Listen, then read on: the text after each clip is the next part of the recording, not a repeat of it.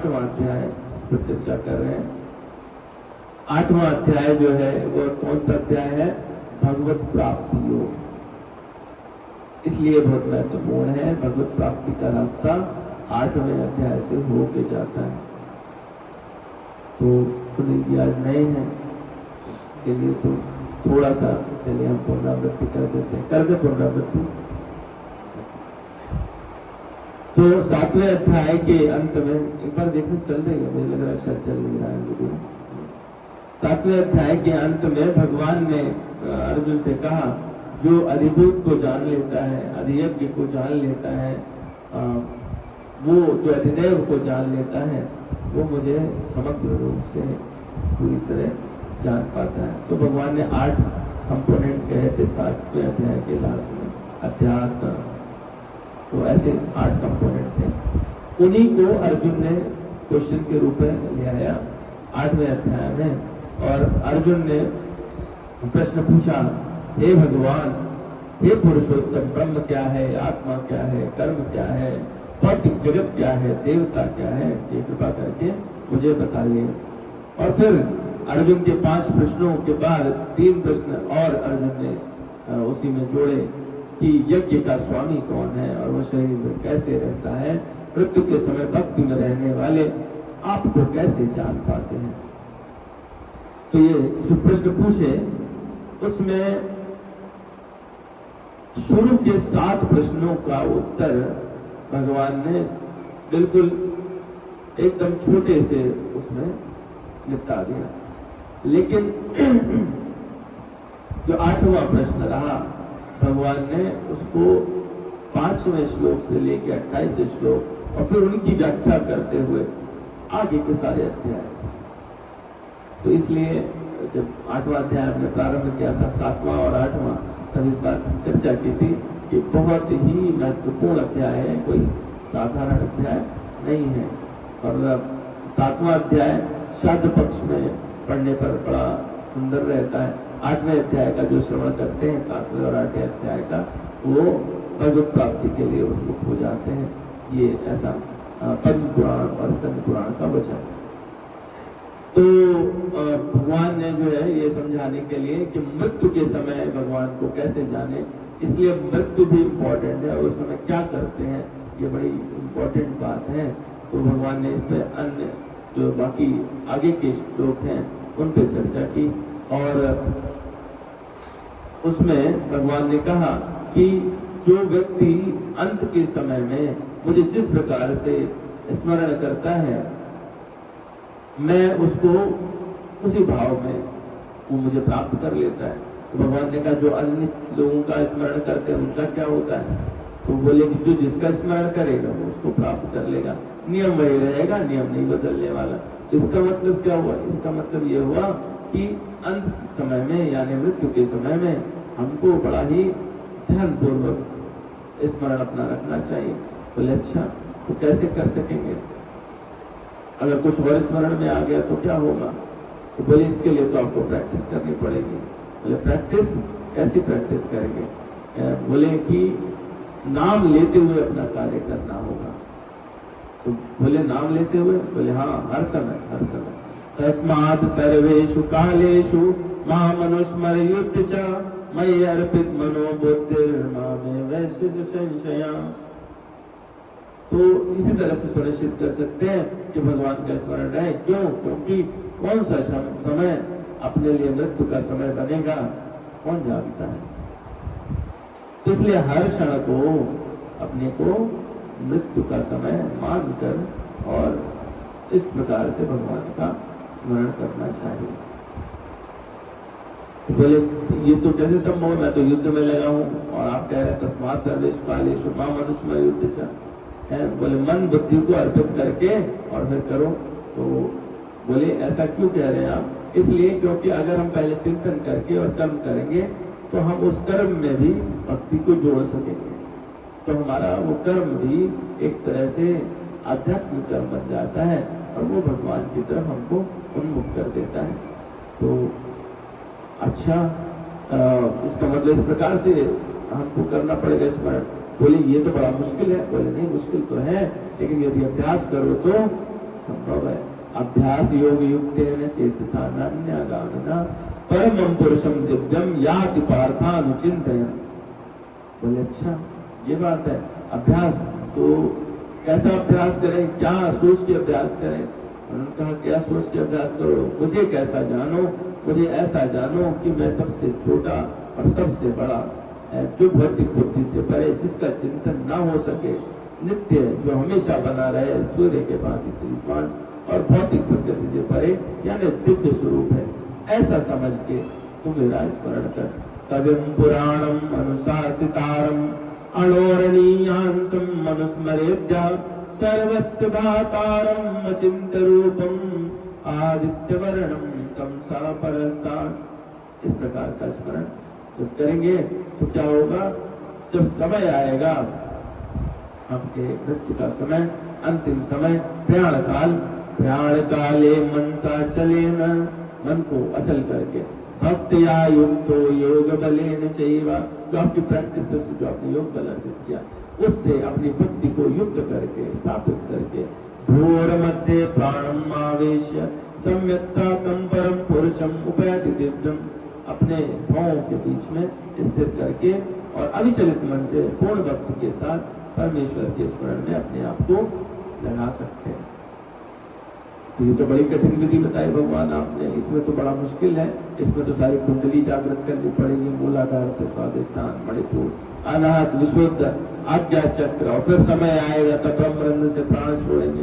तो ये तो मुश्किल कार्य है, ये कोई कर पाता है? कैसे कर पाता है? हाँ, यही तो वो है जिसको ब्रह्म में प्रवेश करने वाले संन्यास आश्रम के बड़े बड़े मुनि बताते हैं, जो वेदों के ज्ञाता हैं, जो ओंकार का उच्चारण करते हैं, तो जीवन ब्रह्मचर्य का पालन करते हैं और बाद में मुक्ति लाभ करते हैं। यदक्षरम वेद विदो वदन्ति विशन्ति यद्तयो वीतरागा यदिच्छन्तो ब्रह्मचर्यं चरन्ति तत्ते पदम संग्रहेण प्रवक्ष्ये। अच्छा, तो उसमें ओंकार वृत्ति हो जाए और इस प्रकार का वो कह रहे, बोले इतना नहीं बेटा, इसमें और भी मुश्किलें हैं थोड़ी। क्या? बोले सर्वद्वाराणि संयम्य मनोरिति निरुद्ध च बोधनियाध्याय आत्माना प्राणम निस्थितो योग धारणम। अपने प्राण को आप नीचे से उठाओगे, मूलाधार, स्वादिष्ठान, मणिपुर, अनाहत, ऐसे करते हुए आप ब्रह्मरंध्र तक ले जाओगे। लेकिन ध्यान ये रखना है कि जो आपके 9 द्वार हैं शरीर के, वो सारे बंद हो जाएं, उनको आप कंट्रोल में करो। और उसके बाद आप पूरा ध्यान रख के, और जब सही समय आए तो ब्रह्मरंध्र से प्राण छोड़ो। तो बाबा हमारे लिए तो आसान नहीं है, तो बड़ा मुश्किल कार्य है। और इस प्रकार का योगाभ्यास जो करता है, वो संयोग से ओंकार का उच्चारण करते हुए, भगवान का चिंतन करते हुए जब निकलता है, प्राण त्याग करता है, तो वो आध्यात्मिक लोगों को जाता है।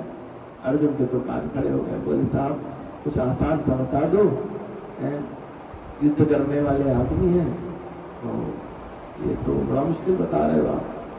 भगवान ने कहा हाँ, तकनीक और भी एक सरल है। अनन्य चेता सततम यो माम स्मरति नित्यशः तस्याहं सुलभा पार्थ नित्ययुक्तस्य योगिना। जो मुझे अनन्य चित्त से, सतत रूप से नित्य स्मरण करे, उसके लिए मैं सुलभ हो जाता हूँ। और कैसे सुलभ होता? जो योगियों के लिए सुलभ है, वही उसके लिए भी सुलभ हो जाता हूँ। पर शर्त क्या रखी? अनन्य चेता, यानी अनन्यता होनी चाहिए, मेरे अलावा किसी और का आश्रय ना हो, किसी का भी आश्रय ना हो, न स्वयं का, न किसी अन्य देवता का, न पड़ोसी का, न माता पिता का। माता पिता तुम मेरे शरण कहो, मैं किसी और की शरण ना ले, है ना। अपने ऊपर भी विश्वास ना रखे कि हम ये कर सकते नहीं, ये बात भी ना हो। तो जब ऐसी स्थिति रहे तो उसके लिए तो मैं सुलभ हो जाता हूँ। बोले हाँ, ये कुछ तो टेक्निक सरल लग रही है, तो इसमें जो है वो कैसे, तो आप आज के कलयुग के वातावरण के लिए आप उसमें महामंत्र का प्रयोग कर सकते हैं। क्यों? कलयुग केवल नाम आधारा सुमिर सुमिर नर उतरहि पारा। बोले कौन सा मंत्र? हरे कृष्ण कृष्ण कृष्ण हरे हरे, हरे राम राम राम हरे हरे। तो क्या दोनों एक है? एक व्यक्त है और एक अव्यक्त है। क्यों करना है? क्योंकि जो इसको करता है वो महापुरुष भक्ति योगी है, वो दुखों से पूर्ण इस अनित्य जग में वापस नहीं लौटता, क्योंकि वो नाम उच्चारण करके या इस प्रकार से योग मार्ग से वो सिद्धि प्राप्त कर लेता है। तो कहाँ तक जो है वो लौट आते हैं लोग? ब्रह्म लोक तक। आ ब्रह्म भुवन लोका पुनरावर्तिनो अर्जुन, मामुपेति तु कौन्तेय पुनर्जन्म न विद्यते। ब्रह्म लोक तक अगर जाएंगे तो उसके बाद आपको वापस आना पड़ेगा। ब्रह्म लोक तक जाके वापस आना पड़ता है। हाँ, क्योंकि वो सारे भौतिक लोग कहलाते हैं। मानवीय गणना के अनुसार ब्रह्मा का जो एक दिन है वो बहुत ज्यादा हो सकता है। कितना? सहस्त्रयुग पर्यंतम अर्यद ब्रह्मणो विदु रात्रिम युग सहस्त्रांताम तेहो रात्र विदो जना। बहुत बड़ा हो सकता है। इतनी बड़ी ब्रह्मा की एक रात भी होती है। तो एक ब्रह्मा जी के एक दिन की अवधि कितनी है? तो भागवत पुराण के हिसाब से हम लोग देखें तो 4 युग हैं। ऐसे जो है वो चतुर्युग मिलकर के कल्प बनाते हैं। तो टोटल में जो दिव्य युग है 1000 दिव्य युग के बराबर ब्रह्मा जी का एक दिन रहता है, जिसमें सारे प्राणी व्यक्त होते हैं। और ब्रह्मा जी की जो रात्रि है वो भी उतनी ही रहती है। 4 अरब 32 लाख वर्ष इतने आपके इतने दिन ब्रह्मा जी का एक दिन है। लेकिन उसके बावजूद भी पुनरावृत्ति है, वापस आना पड़ता है। अच्छा है, इसमें क्या होता है? अव्यक्ताद व्यक्त्या सर्वा प्रवृत्त्या रागमे रात्यागमे प्रलीयन्ते तत्रैवा व्यक्त संगते। दिन के शुभारंभ में सारे जीव अव्यक्त से, अव्यक्त का मतलब जो छुपे हुए हैं, जो सामने प्रकट नहीं है, अव्यक्त से प्रकट हो जाते हैं। जब रात्रि आती है तो वो पुनः अव्यक्त में विलीन हो जाते हैं। लेकिन व्यक्त से अव्यक्त बनना और अव्यक्त से व्यक्त बनना, ये प्रक्रिया क्या है? ये जन्म और मृत्यु की प्रक्रिया है, नित्य नहीं है। नित्य वही है जो भगवान के धाम में पहुंच जाए।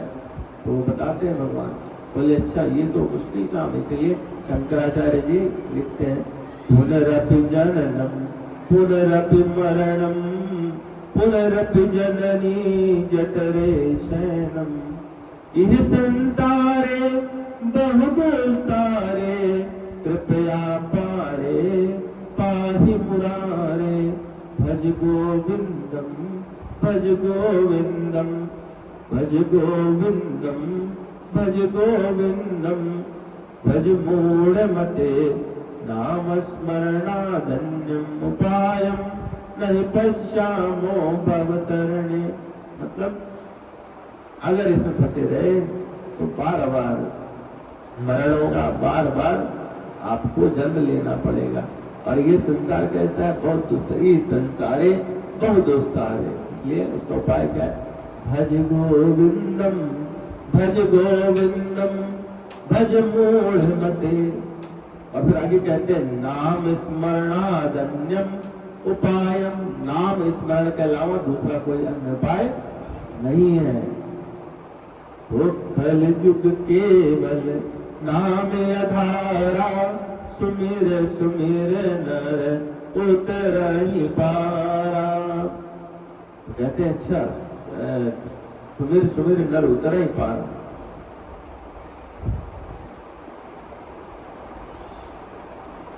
तो भाई अव्यक्त से व्यक्त की बात तो आपने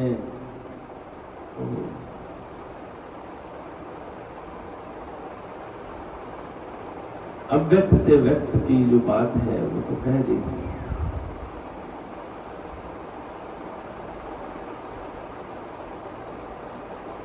क्या ऐसा भी कुछ है कि कभी वापसी ना हो, ऐसा कोई स्थान है?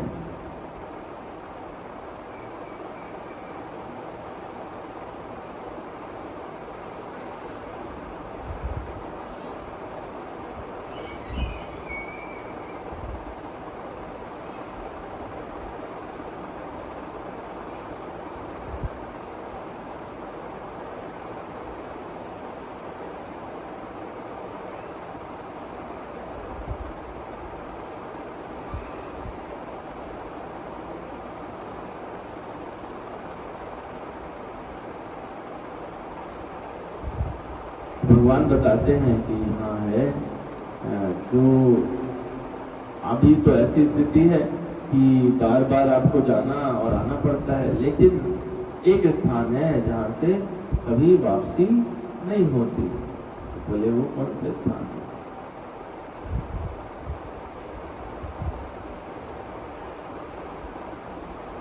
भगवान कहते हैं परस्तस्माद् भावो अन्यो अव्यक्तो अव्यक्तात् सनातना यः स सर्वेषु भूतेषु नश्यत्सु न विनश्यति। ऐसा स्थान है जहाँ से वापसी नहीं होती।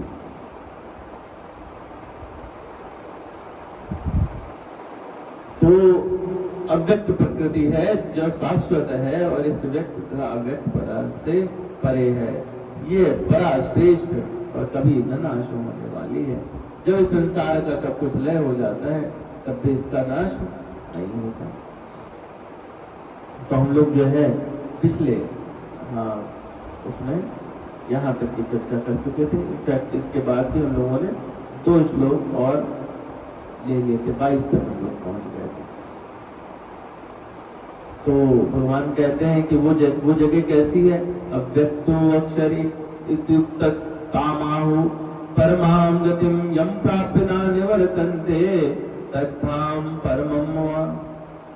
जिसे वेदांती अप्रकट तथा अविनाशी बताते हैं। कौन सी जगह? वो परम गंतव्य है जिसे प्राप्त कर लेने पर कोई वापस नहीं आता। तो बोले कि अच्छा ऐसी जगह है जहाँ से जाकर के वापसी नहीं होती। तो हम लोगों ने इसको सूक्ष्म रूप से पिछली बार चर्चा किया था और इसके बाद फिर अगले श्लोक से पढ़ने की बात की थी। तो हम लोग अगर देखें तो पिछले श्लोक में भगवान ने कहा कि एक ऐसी जगह है जो अव्यक्त रहती है। परस्तस्मात् भावो अन्यो अव्यक्तो अव्यक्तात् सनातना यः स सर्वेषु भूतेषु नश्यत्सु न विनश्यति। जिसका ना तो कभी विनाश होता है ना ही वो लय होती है। वो हमेशा इस व्यक्त और अव्यक्त पदार्थ जो बार बार जन्म और मरण हो रहा है इससे परे है, इससे अलग है, इससे ऊपर है। इसके नीचे के सारे जो लोग हैं वो नष्ट हो जाते हैं। और भगवान ने यह भी कहा कि जो 11वें श्लोक में चर्चा हुई, जो वेदों में जानने वाले जिसको अक्षर कहते हैं, जिसका शरण न हो, जिसके पाने के लिए जिसको ब्रह्मचर्य का पालन करते हैं, तो उस जगह को प्राप्त करने के लिए क्या है कि जब कोई ब्रह्म रंध्र से अपने प्राण छोड़े और सही समय पर छोड़े, ओंकार वृत्ति हो, तो वो उसको प्राप्त कर सकता है। या दूसरा तरीका बताया भगवान ने क्या कि अनन्य भक्ति रहे तो भी इसको प्राप्त कर सकते। तो इस श्लोक में भगवान ने 2 विशेष बातें कहने का प्रयास किया है जिसको हम लोग देखेंगे कि क्या है। एक तो भगवान ने कहा जो अव्यक्त जड़ प्रकृति से श्रेष्ठ है वो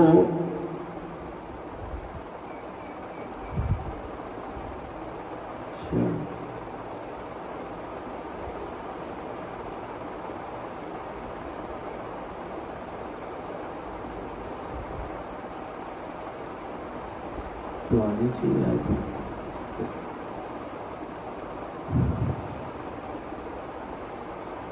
तो भगवान ने कहा कि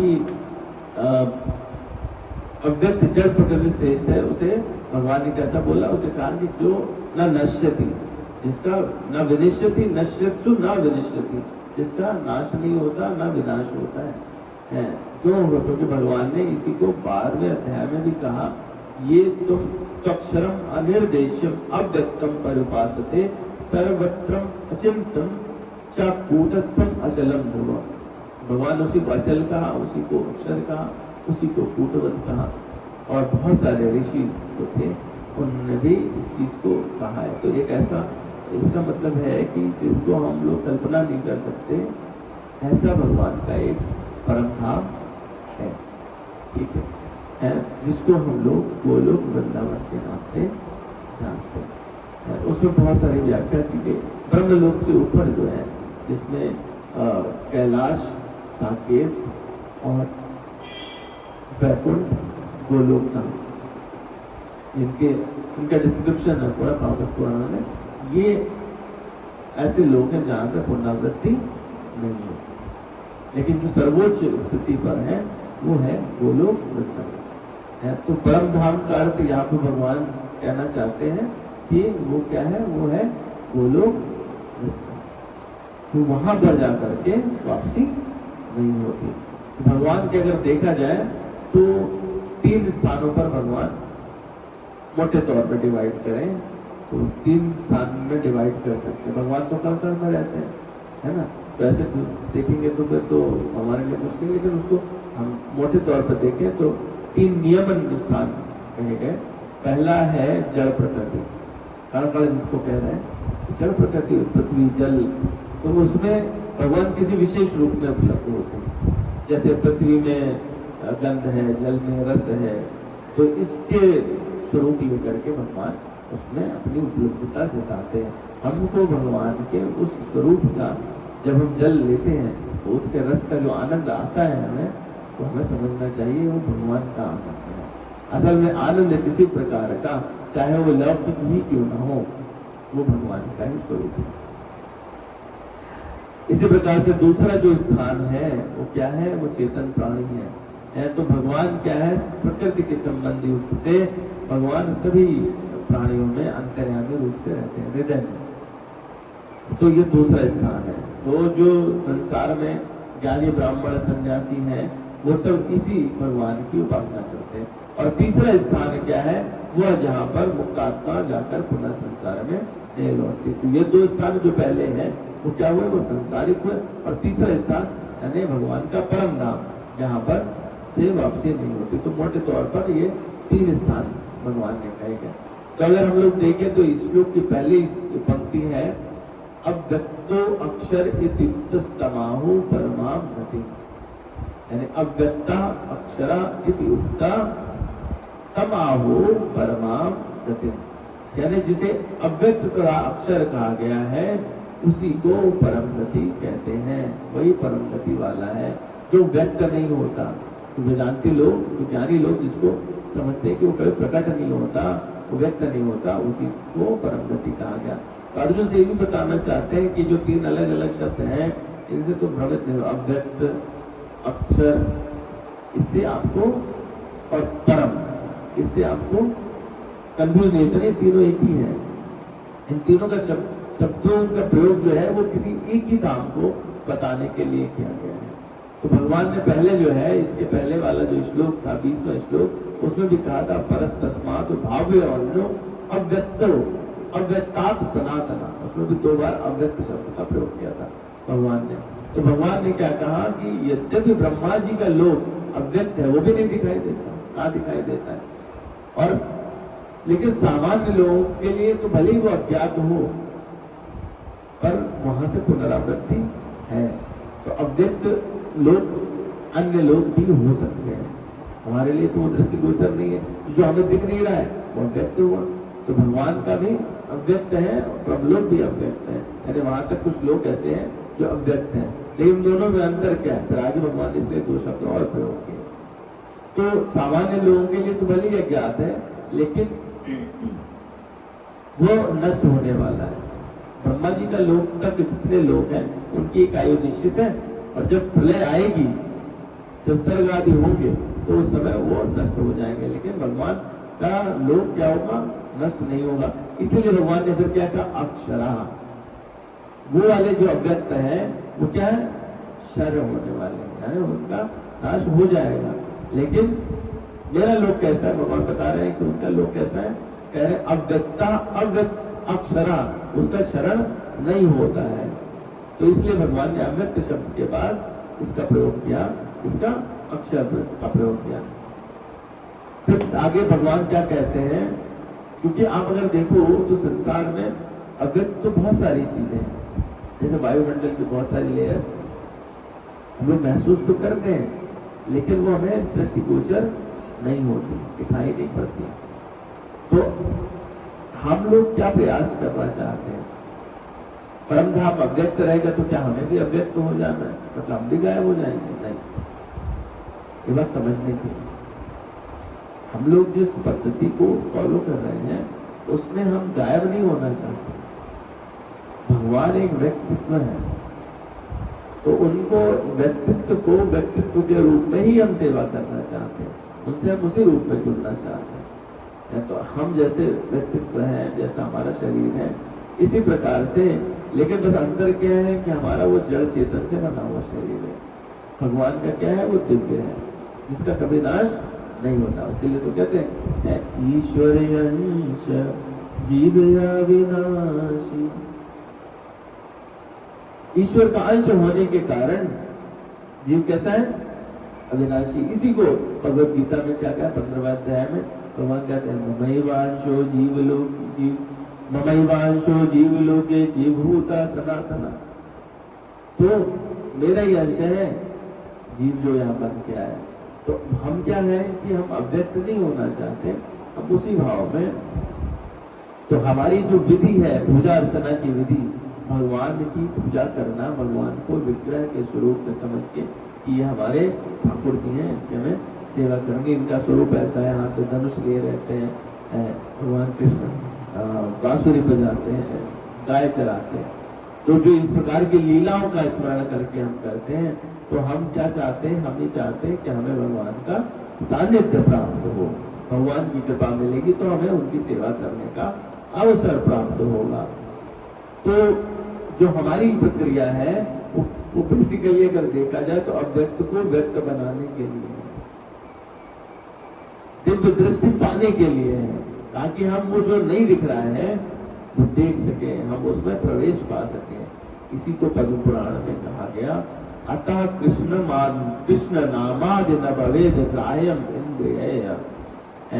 कृष्ण को आप अपनी स्थूल भौतिक इंद्रियों के द्वारा समझ नहीं सकते। कैसे समझ सकते, आगे कहा उन्होंने, सेवन मुखे ही जिह्वादो स्वयं स्मृत्य रहा, यानी अपने भक्तों के द्वारा की गई दिव्य प्रेमा भक्ति से प्रसन्न होकर भगवान अपने को प्रकट कर देते हैं। तो किसी भक्त पर अनुग्रह हो जाता है भगवान का, जब वो देखते हैं कि ये तो सेवा में लगा हुआ है, तो अपने को प्रकट कर देते हैं। तो जो हमारी विद्या है, जो हम चाहते हैं, हम स्वयं से अव्यक्त नहीं होना चाहते। ये नहीं कि ब्रह्म में लीन हो जाएंगे, प्रकाश में चले जाएंगे, भगवान के अंदर समा जाएंगे, ऐसी कोई अपनी फिलॉसफी नहीं है। अपनी फिलॉसफी है कि हम जो है जहाँ भी भगवान हमको नियुक्त करेंगे, हम वहाँ उनकी सेवादार बन के रहेंगे। ठीक है, तो ये बात अपने को बहुत अच्छे से समझनी चाहिए। अब ऐसा क्यों है, क्यों प्रकट नहीं होते? क्योंकि हमारी जो सारी इंद्रियां हैं वो कैसी है, वो सुस्त है, वो उतनी स्पीड नहीं है हमकी कि वो भगवान की लीलाओं को पकड़ सके। तो भगवान जब दिव्य दृष्टि देते हैं, इसीलिए भगवान के नाम रूप आदि को समझ नहीं पाते। तो क्योंकि भगवान क्या है, वो पूर्णता आध्यात्मिक है और वो परम है। वैसे ही उनके नाम गुण रूप, ये सब साज सामग्री, ये सब भी जो भगवान से जुड़ा है वो सब दिव्य है और आध्यात्मिक है। अब समस्या क्या है? समस्या ये है कि हम भौतिक बंधन में बंधे होने के कारण, कहते हैं ना, हमारी आंख के सामने कोई पर्दा पड़ गया, तो भौतिक बंधन ही है जो पर्दा डाल के रखता है और हम भगवान से रूबरू नहीं हो पाते। सन्मुख होए जीव मोहि जबहि, अग कोट ना सहित वही।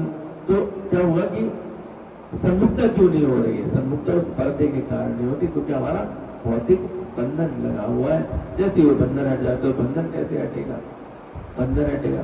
श्री राम जय राम जय जय राम, श्री राम जय जय राम, श्री राम जय जय राम। जब भगवान को पुकारेंगे, कीर्तन करेंगे, उनके नाम का स्मरण करेंगे, तो अगर कोई आदमी सो जाए तो उसे कैसे जगाते हैं?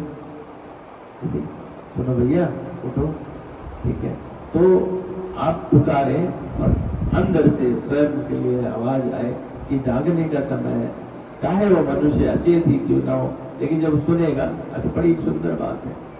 श्रवण का महत्व क्यों है? श्रवण का महत्व इसलिए है, कहा गया पहले श्रवणम कीर्तन, क्यों पहला क्यों है? पहला श्रवण इसलिए है क्योंकि एकमात्र इंद्रिय ऐसी है ये जो आपकी 24 घंटे एक्टिव रहती है,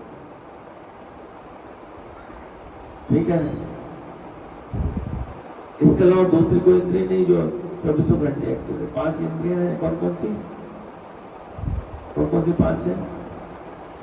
आंखें, नाक, जुबान, कान, ठीक है, और इसके है ना घ्राण इंद्रिय। तो इनमें अगर आप देखो, सो जाओगे जब, कोई स्वाद लेते हैं क्या? नहीं। सूंघने में कितनी भी अच्छी खुशबू लगा दे, चाहे आपको आपके आसपास गोबर बिछा दे, आपको पता नहीं लगेगा, नहीं लगता ना। मच्छर काटता रहता है, पूरा काट के चला जाता है, नहीं पता लगता, होता है ऐसा है? लेकिन आवाज, घंटी की आवाज है, फट से उठ जाते हैं, अलार्म फटाक से उठ जाते हैं। तो श्रवण इंद्रिय जो है वो आपकी सोते वक्त भी एक्टिव रहती है। इसीलिए ऐसा कहा जाता है कि यदि आप नाम स्मरण करते हुए, भगवान का कीर्तन सुनते हुए सोते हैं तो वो आपका निरंतर काउंट मान लिया जाता है। क्यों? क्योंकि सुषुप्त अवस्था में भी श्रवण आपका काम करता है। इसीलिए ये हम लोग बहुत सारी स्टोरी जानते हैं। प्रहलाद महाराज माँ के गर्भ में थे, नारद मुनि ने उपदेश किया, भक्त हो गए, है ना। ठीक उसी प्रकार से हम सभी जानते हैं अभिमन्यु, माता द्रौपदी, सॉरी अभिमन्यु जो है वो सुभद्रा के गर्भ में, और भगवान सुना रहे थे, वो सो गई, लेकिन फिर भी अभिमन्यु को पूरी, अर्जुन ने सुनाई वो पूरी बात अभिमन्यु तक पहुंच गई। तो श्रवण इंद्रिय जो है वो आपकी हर समय एक्टिव रहती है। तो उस श्रवण इंद्रिय का आप भरपूर प्रयोग करें तो काम बन सकता है। तो इसलिए जब श्रवण इंद्रिय को तो हमेशा ध्वनि के द्वारा उसमें पूर्ण करते रहना चाहिए, और हमेशा आपके श्रवण से भगवान का नाम अंदर जाते रहना चाहिए। हरे कृष्ण कृष्ण कृष्ण हरे हरे, हरे राम राम राम हरे हरे। भगवान ने पहले 11वें श्लोक में भी कहा, अक्षर शब्द का प्रयोग किया वहां पर, और कहते हैं कि वो अक्षर है जिसको प्राप्त करने के लिए सन्यासी लोग ब्रह्मचर्य करते हैं, जिसको वेदांती लोग अव्यक्त बताते हैं। तो यहाँ पर भगवान कृष्ण क्या कहना चाहते हैं कि वेद में जो डिस्क्रिप्शन है, भगवान के संबंध में जो डिस्क्रिप्शन है वो कैसा है? भगवान को कहा गया अक्षर। तो बहुत सारे लोग तो क्या है कि वेद को तो मानते हैं, लेकिन वो भगवान के विग्रह स्वरूप को नहीं मानते। उनका कहना यह है कि ये सब तो क्या है, वो साकार बना दिया, लेकिन ये असली वाले है नहीं, परमात्मा तो कोई और है। तो भगवान ये भी यहाँ पे बताना चाहते हैं कि ये अज्ञानी लोग हैं, इनकी बात सुनो। भगवान ने इस श्लोक के माध्यम से कहा कि जो अव्यक्त है, जो अक्षर है, वो कौन है? वो मैं ही हूँ। तो भगवान का जो विग्रह स्वरूप हमारे ठाकुर जी का सामने है, जो धनुष बाण लेके खड़े हैं, अनुज सहित, माता सीता सहित है, ये विग्रह स्वरूप ही परमात्मा है, इसके अलावा दूसरे परमात्मा नहीं है। और यही बात जो है वो माता भवानी ने भगवान शंकर से पूछी, वही बात भरद्वाज जी ने याज्ञवल्क्य जी से पूछी है कि क्या वो दशरथ के बेटे कोई और हैं, ब्रह्म कोई और है, या वो राम जो राजा है कोई और है? तो वो सारे क्या है? वो एक ही है। यही पूरी रामचरितमानस। इस बात को ही बताना, माता के वो 6 प्रश्न, उनको ही बताने के लिए पूरी रामचरितमानस की रचना। तो ये जो मोटी सी चीज है यहाँ पर, सिर्फ इतना जानने के लिए ही कि आप ये बात जान जाओ और किस माध्यम से भगवान को प्राप्त करो। ये 8वां अध्याय और उसकी चर्चा है, उसके अलावा कोई और बात नहीं है। तो अक्षर जो शब्द है, अक्षर शब्द क्या है? अक्षर में है अ धन क्षर। क्षर मतलब जिसका क्षरण हो जाता है, अ मतलब रहित, जिसका शरण ना हो, शरण रहित। अब शरण का मतलब क्या होता है? शरण का मतलब होता है कि किसी भी चीज का शरण जो है वो 6 प्रकार से होता है, 6 परिवर्तन होते हैं। वो 6 परिवर्तन क्या है? उसकी उत्पत्ति हो, कुछ काल तक रहे, अन्य शरीरों को उत्पन्न करे, उसके बाद उसका घटना शुरू हो जाए और फिर वो क्या हो? समाप्त हो जाए। ये पूरी प्रक्रिया जिसमें चले, ये 6 परिवर्तन आते हैं। ये 6 परिवर्तन जिनमें भी आए तो वो उसका मतलब शरण वाले हैं। लेकिन ये 6 परिवर्तन अगर नहीं आए तो वो क्या हो जाएगा? वो अक्षर हो जाएगा। इसीलिए उसको कहते हैं अक्षर। अक्षर और भी जो है तो हम किसको कहते हैं? कक्का, काका, काका, गागा को भी अक्षर कहते हैं। क्यों? क्योंकि जो शब्द है वो क्या है? वो ब्रह्म स्वरूप है, उसका शरण नहीं होता, इसीलिए उसको क्या कहते हैं? अक्षर कहते हैं, है ना। तो जो ब्रह्म है, जो भगवान है, जो परमात्मा है, उनका शरण कभी नहीं होता। इसलिए भगवान यहाँ पे कह रहे हैं कि मेरे अलावा कुछ और है नहीं। रक्ता परतरम नान्यत्किं सिद्धस्ति धन्यते। पिछले अध्याय में हम लोग 7वें श्लोक में, 7वें अध्याय का 7वां श्लोक था, हम लोगों ने देखा। भगवान ने कहा मत्ता परतरम, मेरे अलावा नान्यत्किं सिद्धस्ति धन्यते, कुछ और है ही नहीं। तो उसमें शरण अक्षर का कोई कहानी नहीं है। बेसिकली देखा जाए, जो तुम्हें शरण होते हुए दिखाई दे रहा वो भी है, वो तो नहीं, लेकिन मेरा बेसिकली शरण नहीं होता। अगर आपको याद हो तो मुझसे एक श्लोक की व्याख्या कराई थी एक मीटिंग में, आप थे शायद। तो वो जो है वो यही व्याख्या थी कि भगवान कह रहे हैं जो तुम्हें शरण दिखाई देता है वो शरण है नहीं, और जो शरण तुमको दृष्टिगोचर है उसे वैसे मानो नहीं, क्योंकि जो सब कुछ है शरण होने वाला और अक्षर होने वाला सब है, पर वास्तव में अक्षर हूँ। तो सुनने में बड़ा कॉम्प्लिकेटेड लगता है, लेकिन जब आप उसकी लीला को समझने लगते हैं तो आपको समझ में आता है कि ये संभव है। भगवान जो कह रहे हैं ना कि मेरे अलावा कुछ और नहीं, इस बात से अपने को ये बात स्पष्ट हो जाती है। तो भगवान ये भी कह रहे हैं कि जब इससे अच्छी कोई गति नहीं है, अव्यक्तो अक्षर यदि उत्तस्तमाहु परमाम गति, ये परम गति है, सबसे ऊपर की गति है, तो फिर दूसरे में क्यों जाना? आपको अगर चाहिए हो तो आप 10 चीज लो, कोई घटिया चीज क्यों लो? है कि नहीं? प्रयास ही करना है तो अच्छे से करें। कुछ लोग होते हैं जो वेदों का अध्ययन करते हैं और बाकी चीजें फिर यज्ञ करते हैं और स्वर्ग को प्राप्त करते हैं, लेकिन उसके बाद क्या होता है? क्षीण हो जाता है और उन्हें वापसी आनी पड़ती है। तो जिसे प्राप्त करके प्रत्येक व्यक्ति जो प्राप्त कर ले और उसकी वापसी नहीं हो, वही स्थान क्या है? परम धाम। अव्यक्तो अक्षर इति उत्तस्तमाहु परमाम गतिम, वही गति, वो गंतव्य। गंतव्य क्या? वो स्थान जो जहां पर पहुंचना चाहिए।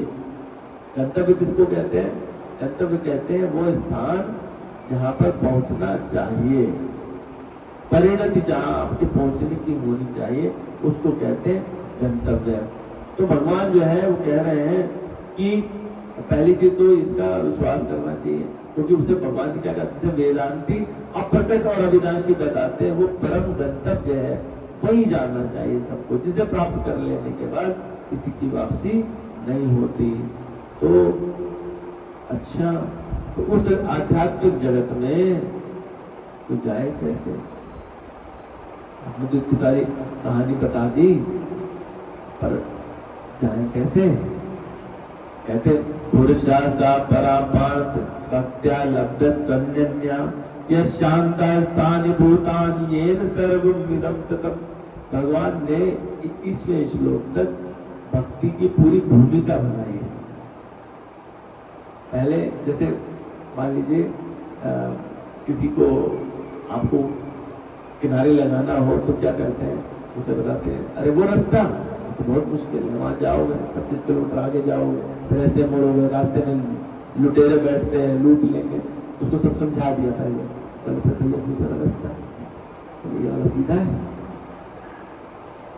इसमें तो देखो हमके पेड़ भी लगे रास्ते में, केवल भूख लगे दो चार आम टक्का मिल जाएंगे, फिर आप आगे बढ़ोगे प्याऊ भी लगे हैं इत्यादि इत्यादि। तो भगवान ने क्या पूरी भूमिका बनाई 21वें श्लोक तक कि भक्ति में कैसे प्रवेश हो, आगे भक्ति के विषय में चर्चा है ना। भगवान क्या कहते हैं, पुरुषा सा परापार्थ भक्त्या लभ्यस्पन्यन्या यशान्तास्थानि भूतानि येन सर्वं इदं ततम्। भगवान जो सबसे महान है, अनन्य भक्ति द्वारा ही प्राप्त किए जा सकते हैं। यद्यपि वे अपने धाम में विराजमान रहते तो भी वो सर्वव्यापी है, वास करने की बात है ना, और उनमें ही सब कुछ स्थित है। अभी जो हमने श्लोक का भक्ता परतरम नान्यत् किंचिदस्ति धनंजय मयि सर्वमिदं प्रोतम, मैं सब में ओतप्रोत हूं। कैसे? जैसे सूत्र मणिगणाय हो, जैसे मणियों के बीच में धागा, मेरे अलावा कुछ और नहीं। मत्ता परतरम नान्यत् किंचिदस्ति धनंजय मयि सर्वमिदं प्रोतम सूत्रे मणिगणाय। जैसे सूत्र यानी धागा वो पिरोया रहता है। तो भगवान ईश्वर कह रहे हैं कि मेरे अंदर ही सब कुछ स्थित है और मैं सब जगह हूं। तो इस चीज को जो है अगर हम अपनी बुद्धि से पकड़ने की कोशिश करेंगे तो पकड़ पाएंगे नहीं। हमें आश्रय लेना होगा कि भगवान तुम ही समझाओ तभी समझ जाएगा, वरना समझ में आएगा नहीं। तो भगवान ये कह रहे हैं कि जो भगवान जो सबसे महान है वो किससे प्राप्त किया जाता है, पुरुषा सा परापार्थ भक्त्या लब्धस्पन्यन्या, भक्ति के द्वारा ही, और वो भी कैसी भक्ति, अनन्य भक्ति, अनन्य भक्ति के द्वारा ही प्राप्त किया जा सकता है। उसके अलावा कोई दूसरा रास्ता नहीं है, कोई दूसरा तरीका नहीं है। तो भगवान ने क्या है, इसमें 3 प्रकार के जो भक्त होते हैं, इसी के लिए देखे तो सबके लिए कुछ कुछ भगवान ने दे दिया है मटेरियल। पहला है भगवान ने दिया कि जो लोग किसी लालच से आए थे, सकार करनी थे, उनके लिए दे दिया। फिर भगवान ने कुछ लोग जो कैवल्यार्थी थे, ज्ञान मार्ग से अष्टांग योग से पढ़ना चाहे उनको बता दें। अब तीसरे हैं जो भक्ति वाले हैं, तो उनके लिए भगवान ने ये रखा। तो क्षर और अक्षर ये दोनों ही अगर देखें तो भगवान ना क्षर है ना अक्षर है, उससे भी श्रेष्ठ है। भगवान को डिफाइन करने के लिए कुछ तो कहना पड़ेगा, इसलिए ये शब्दों का प्रयोग है। भगवान क्षर और अक्षर से परे है, तो तभी वो परम है, इसीलिए भगवान को पुरुषोत्तम कहा गया है। तो ये बात भगवान जो है वो 15वें अध्याय के 18वें श्लोक में जाकर के खुद बताते हैं। यस्मात् अक्षरम अतीतो, यानी अक्षर से भी बढ़ के, अहम अक्षरादपि चोत्तमा, मैं अक्षर से भी उत्तम हूँ, और अतोऽस्मि लोके वेदे च प्रतिता पुरुषोत्तमा, मैं पुरुषोत्तम हूँ, ऐसा भगवान खुद बताते हैं। लेकिन क्या ना कि अभी वो उस दोष को इतना बढ़ा देंगे तो सामने वाले का भेजा फट जाएगा, उसको समझ नहीं आएगा। तो भगवान उसको धीरे धीरे उस लेवल तक ले जा रहे हैं। तो जब आप लोग 15वें अध्याय पहुंचेंगे तो बात समझ में आएगी। भगवान ये बता रहे हैं कि मैं बद्ध आत्मा से अतीत हूँ, अक्षर हूँ, उत्तम से भी उत्तम हूँ, और श्रुति और स्मृति यानी वेद पुराण इत्यादि में जो विख्यात है वो मैं ही हूँ। तो इस बात में सच में कोई शंका नहीं करनी चाहिए कि भगवान कृष्ण है, भगवान राम के अतिरिक्त कोई दूसरा पर पुरुष है नहीं। और भगवान ने इसको मतलब अगर देखें मूल में तो सबसे पहले वो 7वें अध्याय का 7वां श्लोक जिसके विषय चर्चा की, मत्ता परतरम नान्यत् किंचिदस्ति धनंजय के माध्यम से पहले ही बता दिया। तो अर्थ क्या हुआ कि संसार में प्रत्येक वस्तु, हवा प्राण वायु सब कुछ क्या है, भगवान ही है। आप जो खाते हो, जो पीते हो, जो जाते हो, जो करते हो, जिससे व्यवहार कर रहे हो, सब क्या है, भगवान ही है, उसके अलावा कुछ और नहीं है। अब ये कि एक लीला रचनी है तो किसी कोई स्त्री रूप में है, कोई पुरुष रूप में है, कोई बच्चे के रूप में है, लेकिन है कौन, सब भगवान ही है, उसके अलावा कुछ और भगवान के अलावा है नहीं। और ये इसी परमात्मा से पूरा संसार व्याप्त है। तो अर्जुन ने भी इसको बाद में स्वीकार कर लिया कि उन्होंने कहा त्वया ततं विश्वम, आप ही संपूर्ण विश्व, आपके अलावा नहीं है। लेकिन भगवान ने फिर क्यों ये बात क्यों कही, उन्होंने कहा कि मुझे जो अनन्यता से माने, सरेंडर करके मान ले भैया, कि मैं कह रहा हूं वही सही है, तो क्योंकि मार्ग तो दो है, एक ज्ञान है, पहले हम समझे, हम लोग कोशिश कर रहे हैं समझे, फिर उसके बाद में हमारी भक्ति, क्योंकि समझने से श्रद्धा प्रबल होगी, श्रद्धा से भक्ति बढ़ेगी, इसके कारण से लगे हुए हैं। तो भगवान ने बता दिया है कि वस्तुतः देखो तो मोटे तौर पे ज्ञानी और भक्त में कोई अंतर नहीं होता। जो भक्ति कर रहा है, जो भगवान का नाम जब अनन्य तरीके से कर रहा है, भगवान पर ही आश्रित है, उसके अलावा कुछ और उसका आश्रित नहीं है, तो ऐसे में भी उसका तो कल्याण हो ही जाता है और उसको सारे वेदादि का ज्ञान स्वयं से आ जाता है। और जो ज्ञानी है वो क्या करेगा, वेदादि का अध्ययन करेगा, उससे जो विश्लेषण करके प्राप्त करेगा वो अंत में भगवान को ही प्राप्त करेगा। तो दोनों की गति क्या हुई, दोनों की गति यानी गंतव्य पहुंचने का स्थान वो एक ही हुआ है। तो दोनों में कोई अंतर नहीं है। भगवान जी इसीलिए क्या कहते हैं, भक्त को ज्ञानी से फिर उन्होंने ऊपर उठा दिया। भगवान ने पहले कहा कि ज्ञानी मेरी आत्मा है, मेरी तरह है, साथ रहते हैं। फिर वो कहते हैं आगे की यो मत भक्त साम्य प्रिया, जो मेरा भक्त है वही मुझे सबसे ज्यादा प्रिय है। तो अगर इसका मतलब ये निकल के आता है, आप कितने ज्ञान बटोर लो, यदि आप भक्ति नहीं करते तो भगवान की प्रियता आपको नहीं मिलने वाली। ठीक है, भले ही कितने वेद पुराण क्यों ना पढ़ लो, लेकिन अगर आप भक्ति करते हैं तो वेद पुराण स्वतः प्रकट हो जाए, क्योंकि उनका उद्देश्य ही है भगवान की महिमा बताना। भगवान का प्राकट्य होने के साथ ही इनका ज्ञान का अपने आप प्रादुर्भाव हो जाता है। तो ये कैसे, इसका मतलब भगवान को अगर प्राप्त करना है तो उसके लिए मात्र एक ही साधन है, वो क्या है, भक्ति या अनन्यता। तो यही प्रश्न, भक्ति बड़ी या ज्ञान बड़ा, यही प्रश्न गोस्वामी जी ने लिखा उत्तरकांड में। काकभूषण जी से गरुड़ जी ने प्रश्न किया कि इन दोनों में श्रेष्ठ क्या है। काकभूषण जी कहते हैं, जेयसी भगति जानि परिहरहि, केवल ज्ञान हेतु श्रम कराहि। जो भक्ति को किनारे कर देते हैं और नॉलेज बटोरने में लगे, वो क्या है, सिर्फ ज्ञान के हेतु श्रम कर रहे हैं, मजबूर है। चिते जड़ काम धेनुग्रह त्यागी, खोजत आकु फिरहि पहलागी। सुन खगेश हरि भगति बिहाई, जे सुख चाहै आन उपाय। हे गरुड़ जी, आप समझो, जो भक्ति को छोड़ करके दूसरे माध्यमों से सुख चाहते हैं, उनके लिए क्या होगा, 63 महासिंधु बिनु तरनी, पैर चपार चाहि जड़ करनी। तो महासमुद्र को, मूर्ख लोग हैं वो, महासमुद्र को पार कर लेना चाहते हैं, और कैसे, पैर करके, ये उनके बस की बात नहीं है। तो आपको मैं कैसे बताता हूँ, भूषण जी कहते हैं, मैं आपको बताता हूँ माता भवानी के सोने भुसुंडी के बचन भवानी, बोले गरुण हरसी मृदुबानी। गरुण जी क्या कहते हैं, तव प्रसाद प्रभु ममे और माही, संशय शोक भ्रम मम नाही। सुने पुनीत राम गुण गामा, तुम्हारी कृपा लहू विश्राम। असली विश्राम क्या है, असली विश्राम है परम गति को प्राप्त करना। कैसे मिलेगा, सुने पुनीत राम गुण गामा, भगवान का पवित्र नाम सुन करके। मुद्दा क्या है, श्रवण, भगवान का नाम सुनना।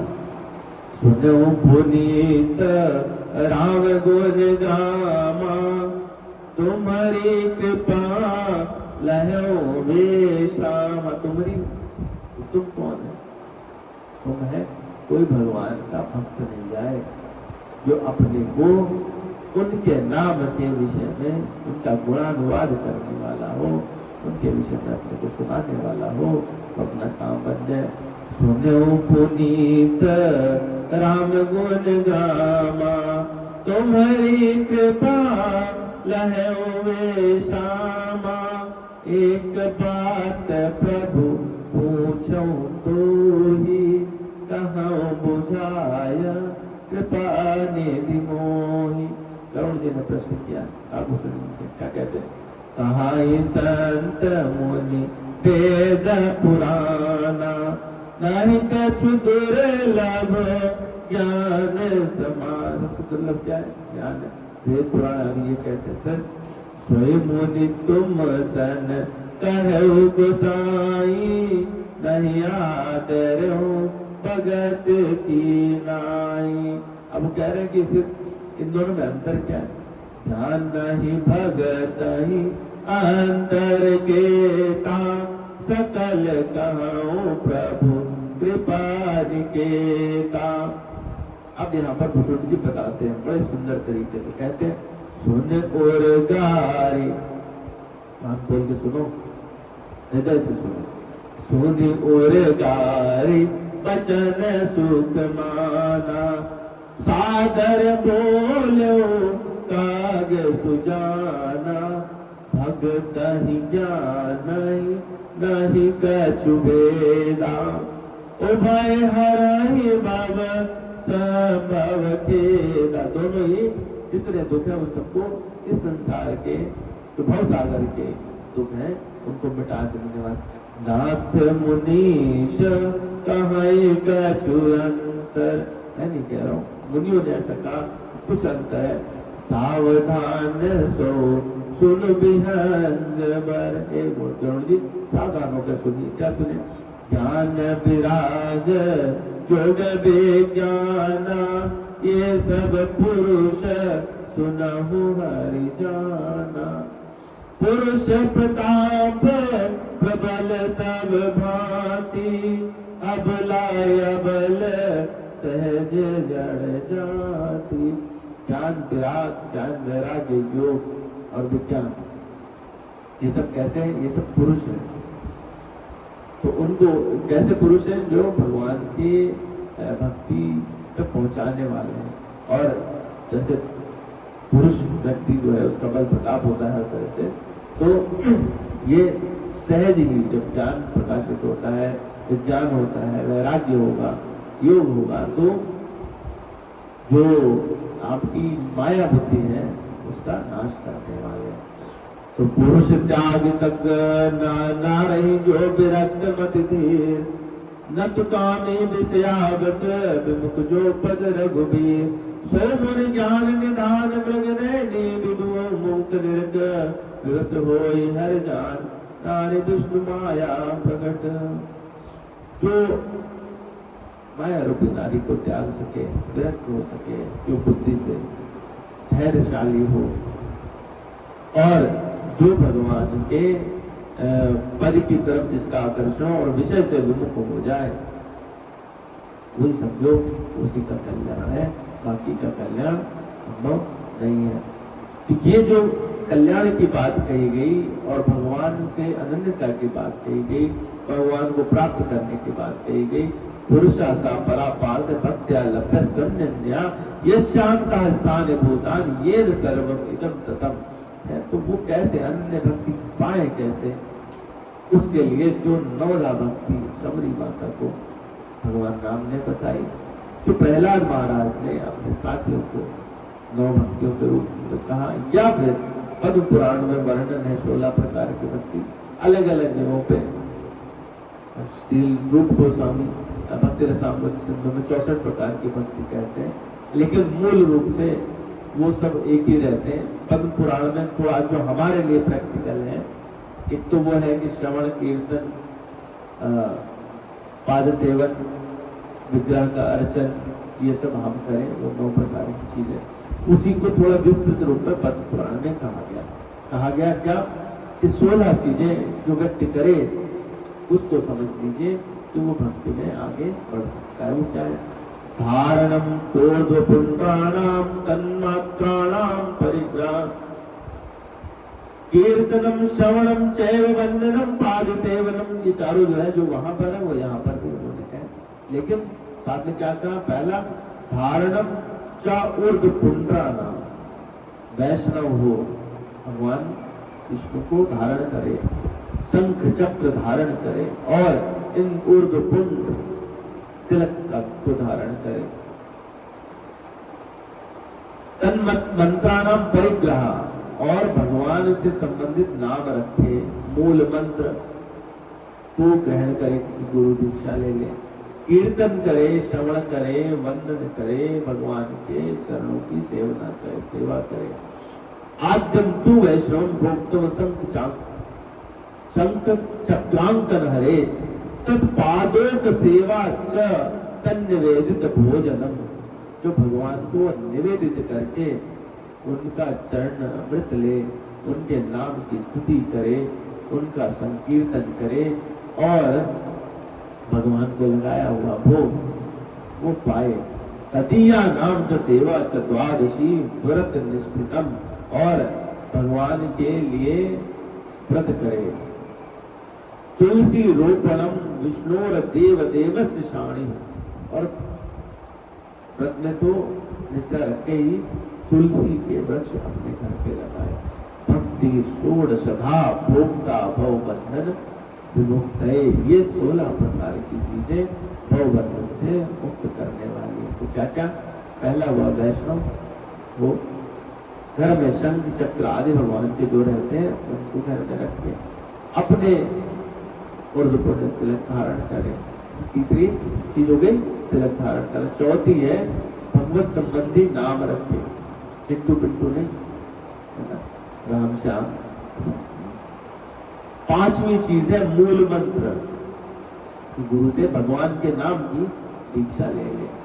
छठी चीज है भगवान के चरित्र का गुणानुवाद करें। सातवीं चीज है भगवान के दिव्य मंगल विग्रह का चिंतन करें जो आपके सामने है। यानी कि वो भगवान तो अव्यक्त है, हवा के समान है, दिखते नहीं ऐसा। भगवान का जो मंगल विग्रह है उसका चिंतन करें, भगवान की स्तुति करें। और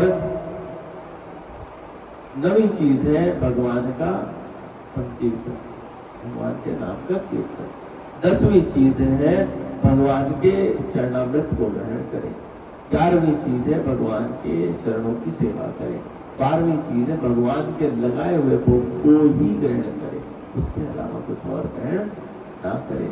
और 13वीं चीज है कि अपनी आत्मा को आत्मनिवेदन करें, अपनी आत्मा को भगवान के नैवेद्य के रूप में, भगवान को मीठा चढ़ता है ना, तो अपने आप को निवेदित कर दे।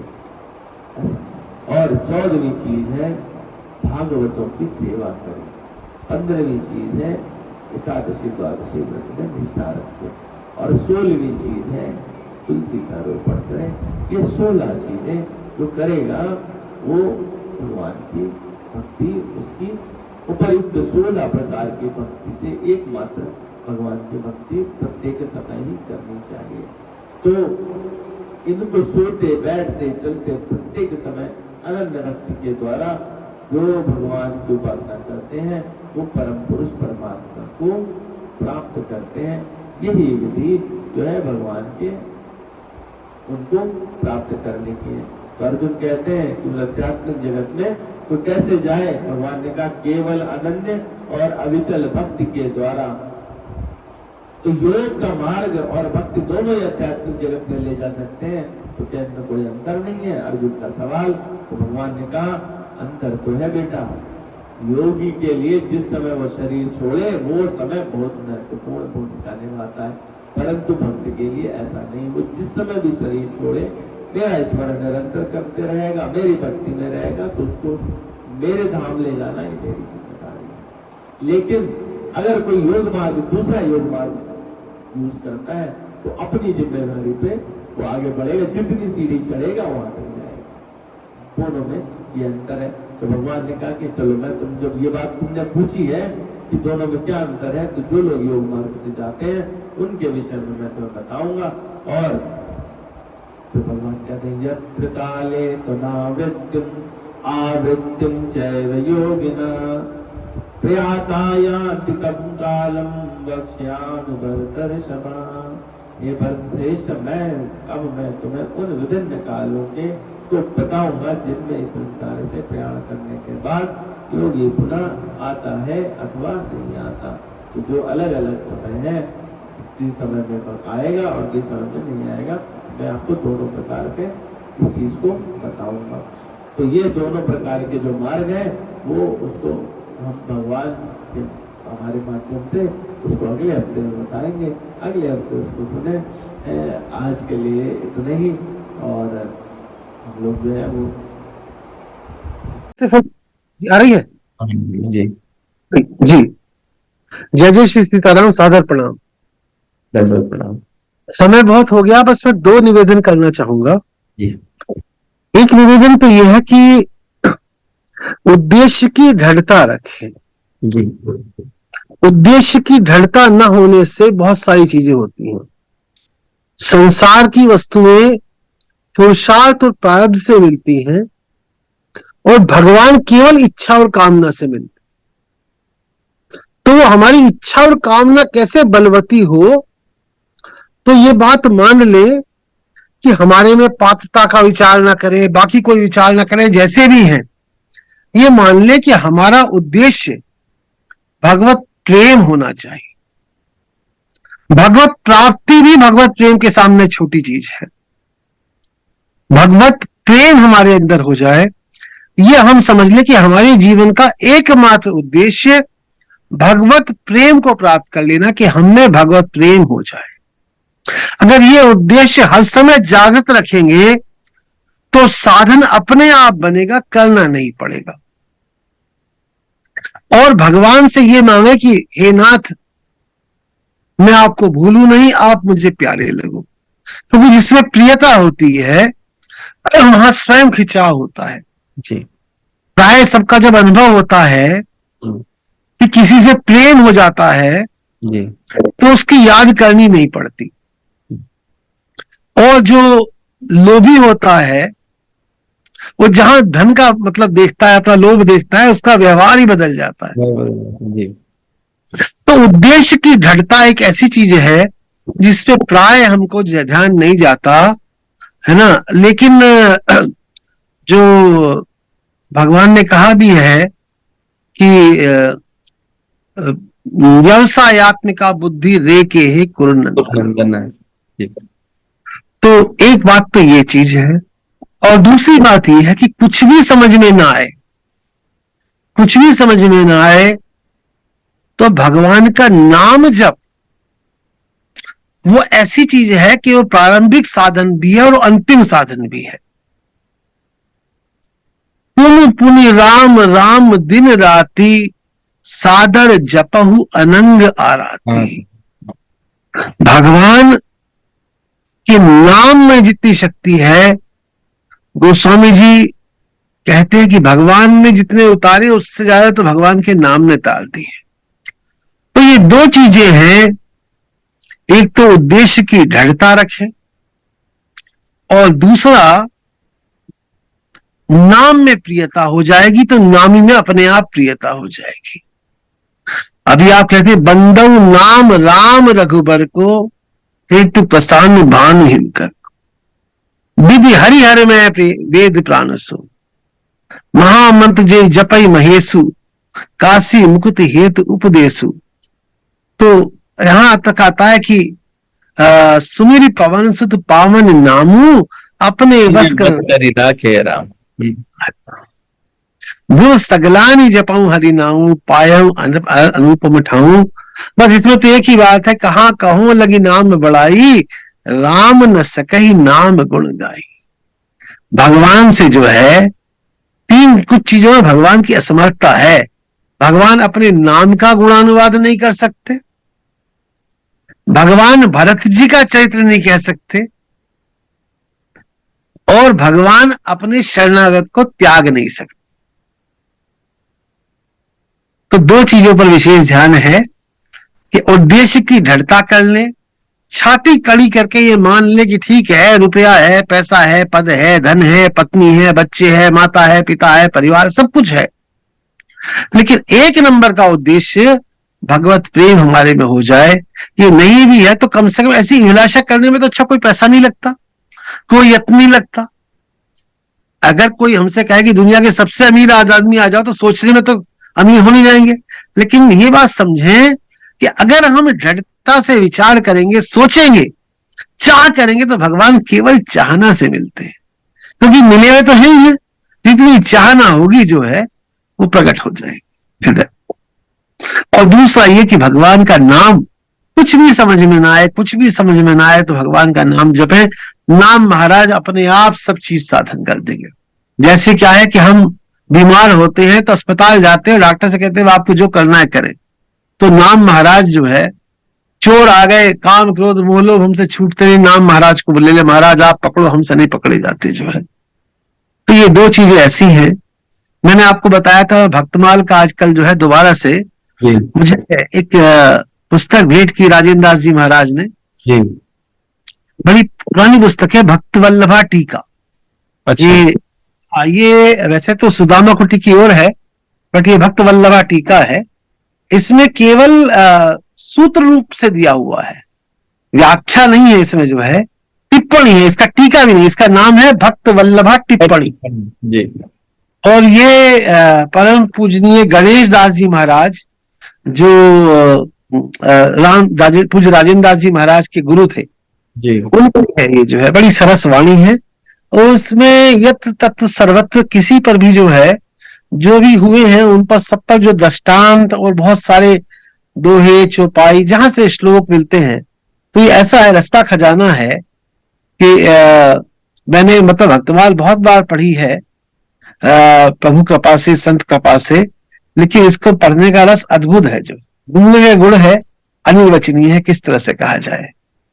और इसका सिद्धांत तो हम सभी कर सकते हैं कि भक्ति भक्त भगवंत गुरु, भक्त भक्त भगवंत गुरु, चतुर नाम वपु एक, इनके पद दर्शन किए नाशे विघ्न अनेक। फिर 4 में कहा कि भक्त है, भक्ति है, भगवान है और गुरु है। इन चारों में 2 कर दिए कि सब संतल में निर्णय कियो, मति श्रुति पुराण इतिहास, भजिबे को 2 ही सुघर, कै हरि हरि को दास। तो खेतु रहित जग जुग उपकारी, तुम तुम्हारा सेवक असुरारी। और फिर कहा कि अगर एक ही बता दें, तो उन्होंने कहा भैया ये तो जो हरि के जे वल्लभ है, जितने जगत माही तिन्हीं की पद रेणु मेरी आशा करी है। जो हरि प्राप्ति की आस है, तो हरिजन गुण गाय, भव सागर से तरन को नाहिन आन पाए। हमारे यहाँ हम सब विशिष्टाद्वैत को, वैसे सभी आचार्य प्रणम में है, लेकिन प्राय हम जिस चीज की बात करते हैं वो ज्यादातर विशिष्टाद्वैत पे आता है। तो उसमें भगवान और भगवान के भक्त, इन्हीं का चरित्र कहना सुनना चाहिए। और भक्ति सर्वश्रेष्ठ साधन है, और भक्ति का सर्वश्रेष्ठ साधन नाम जप है। नाम जप को पूरी तल्लीनता से करना चाहिए, जितना हो जाए। नाम अपराधों से बचते हुए करना चाहिए, मगर ये भी ना हो पाए तो जैसे भी हो जाए, है ना, कहना कि भाव कुभाव अनग आलस हु, नाम जपत मंगल, तुलसी अपने राम को रीज भजे के खींच, बीच उल्टा पड़े या सीधा पड़े करेगा। तो ये 2 बातें विशेष रूप से कहने, निवेदन करने का आई थी। आप सब लोग तो विज्ञ हैं, केवल अपने अपने लिए कर रहा हूं कि मुझे ये बात समझ में आ जाए, मेरा जो है और कहीं कोई चित्त न जाए। और कई बार सोचता हूं कि जीवन का अगर देखे तो वानप्रस्थ में आ गया, 50 से ऊपर का हो गया, वानप्रस्थी हो गया। अब भगवान की ऐसी कृपा हो कि भगवान को छोड़कर कहीं व्यक्ति ना जाए, सभी व्यक्ति उस वो तरीका, एक चीज जो उस दिन भी मैंने आपसे बात कही थी, जब आप कह रहे थे कि अनन्य चेता सतत यो मा स्मृति विषय, तो उसमें भी जो है तत्सात सर्वेशु कालेशु मामनुस्मर युद्ध छे। तो 3 चीजें लगती थी अपने जो जीवन में देखी। एक तो यह कि संसार का काम कर रहे हैं, भगवान को याद कर रहे हैं, अच्छी बात है। दूसरा है कि भगवान को याद करते हुए संसार का काम कर रहे हैं। और तीसरी बात जो ज्यादा बढ़िया लगी कि भगवान का ही काम कर रहे हैं, है ना, और संसार का कोई काम हमारे अपने जो कुछ कर रहे हैं, आत्मा तम गिरजा मते सहचरा प्राणा प्रदक्षिण में, तो जो भी कुछ कर रहे हैं वो भगवान का ही काम कर रहे हैं। इससे भगवान की स्मृति जो है, जैसे पतिव्रता स्त्री जो भी कर रही है, अपना श्रृंगार कर रही है, तो रसोई बना रही है, तो बच्चे को नहला रही है, तो ससुर की सेवा कर रही है, तो सबके मूल में पति का प्रेम ही है। तो ऐसे सारे काम जो है सब भगवान को अर्पण कर दे। और यही नारद भक्ति सूत्र में नारद जी महाराज ने भी कहा है कि समस्त कर्म विहित कर्म भगवत अर्पण कर दे, भगवत व्याकुलता में परम विस्मरता, भगवत विस्मरण में परम व्याकुलता हो, और प्रेम पन्नगा सुन प्रेम सम भजन में दूसरा। तो ये भगवत प्रेम की जो सबसे श्रेष्ठता है, और जैसे हम नहीं भी जानते, किसी से बच्चे से कहा जाए कि बेटा 1000 रुपए लोगे, 1 लाख लोगे, 1 करोड़ लोगे, तो उसे पता नहीं है। उसने कहा महाराज तुम्हें नीक लागे रघुराई सो मुहि देई दास। तो उससे कहते बेटा 1 करोड़ ज्यादा तो 1 करोड़ ही मिल जाए महाराज, उससे ज्यादा तो वो मिल जाए। तो लाभ की कछुहरी भक्ति समाना, ये बात सभी संतों से सुनी है ना। सबकर मत खगनायक एक, सब कहते हैं इस बात को कि भगवत प्रेम से श्रेष्ठ कोई धन नहीं है। तो भगवत प्रेम वो हमें भी मिल जाए, भले ही हम उसके लिए कुपात्र हों। तुलसीदास जी कहते हैं कि मुझसे जुड़ती तो छाछ भी नहीं है, पर चाह तो अमृत की कर ही सकता हूं, चाह करने में क्या है। तो वो चाहना बलवती हो जाए, और वो चाहना जितनी जागृत हो जाएगी उतना ही हो जाएगी। रामकृष्ण परमहंस जी का मैं आजकल रामकृष्ण चरितामृत पढ़ रहा हूं, बड़ा ग्रंथ है, आधे से ज्यादा पढ़ चुका हूं। और पुनरुक्तियां हैं, पुनरुक्ति दोष नहीं होता है महापुरुषों की वाणी में, जो कि बात तो एक ही अलग अलग तरीके से कहेंगे। तो वो ये कहते थे कि तुम्हारे में ईश्वर प्राप्ति की व्याकुलता नहीं, ईश्वर प्रेम की व्याकुलता नहीं। तो उनसे कहे कि व्याकुलता फिर कैसे मिले, जो है उनके जो शिष्यगण हैं वो पूछते हैं, तो कहते हैं व्याकुलता की व्याकुलता हो जाए। भगवान से कातर मेरा इतना कठोर हृदय है कि आपके लिए व्याकुलता है नहीं, मेरे में तो संसार के लिए व्याकुलता है, तो आप अपनी व्याकुलता दे दीजिएगा। ये बात कह के देखें और भगवान सुनते हैं। स्वामी राम तुलसीदास जी महाराज कहा करते थे कि भगवान के सामने कोई संसार के लिए कितना ही रोले, कितना गाले, मन होगा देंगे, सही नहीं उचित होगा तो नहीं देंगे। लेकिन उनके लिए कोई झूठा भी रोलेगा तो भी वो उसे दे देंगे, दिए बिना रहा नहीं जाएगा। तो यही 2 बातें पुनः पुनः एक बार निवेदन कर रहा हूं, अपने को कह रहा हूं, आप सबको नहीं कह रहा हूं, जो है क्योंकि कोई मेरे अंदर ऐसी अधिकार नहीं है ना, ऐसी सामर्थ्य भी नहीं है। अपने को समझा रहा हूं, आपके चरण कमलों में निवेदन करते हुए कि उद्देश्य की दृढ़ता हो जाए और यथासंभव कोशिश करें कि नाम जप होता रहे। शुरू में करना पड़ता है, बाद में होने लगता है। जय जय श्री सीताराम। बहुत अच्छा, सबके दर्शन हो गए। सभी के चरण कमलों में मेरा सादर सादर कोटि साष्टांग प्रणाम, दंडवत प्रणाम। जय जय श्री सीताराम।